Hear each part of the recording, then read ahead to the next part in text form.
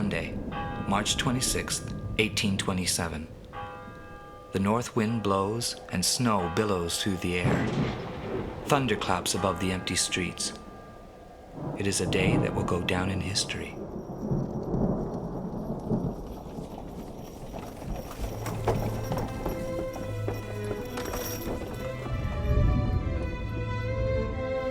A fine gentleman stands alone in a doorway. His carriage awaits, but he does not move. He waves the carriage on. Tonight, the gentleman will walk home. Like many in Vienna, his eyes are full of tears. Ludwig van Beethoven has died. 3 days later, spring had arrived. The people of Vienna flooded into the streets.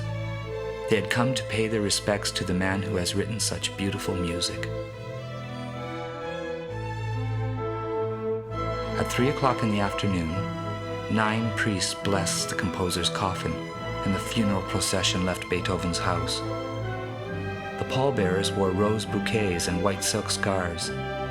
They walked with the coffin through the vast crowds so dense it took an hour and a half to go 1 block to the church.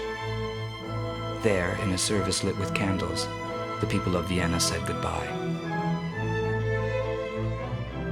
The schools of Vienna were let out that day.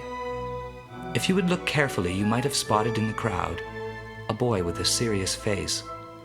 His name is Christoph, and he is my nephew.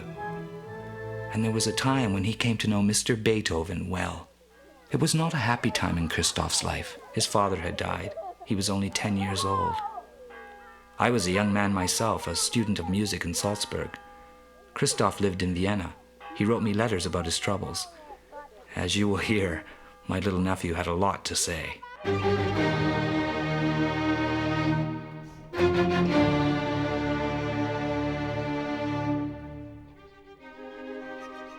Dear Uncle, something terrible has happened. A madman has moved into our house.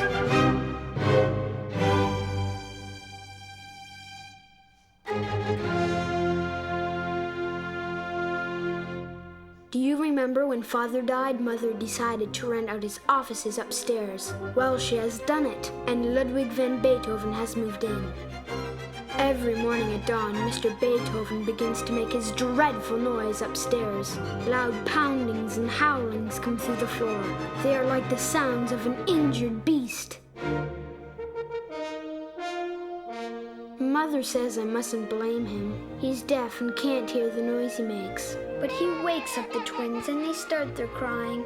They cry all day. All morning, Mr. Beethoven carries on this way.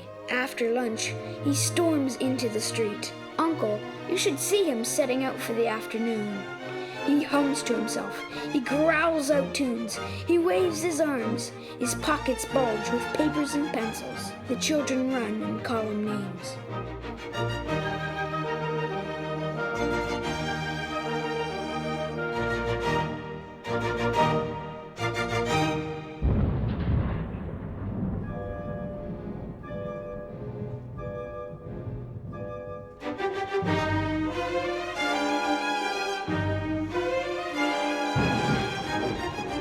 Later, he comes home. Sometimes he's soaked with rain. He tracks mud through the hall. Other times, he doesn't come home at all.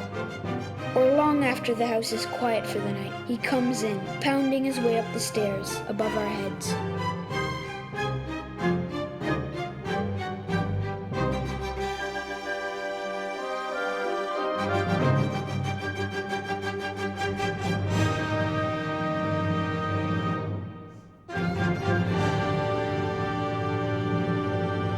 Uncle, you know I have not seen you for some years, but I hope you will remember me. I beg you to tell my mother to send Mr. Beethoven away.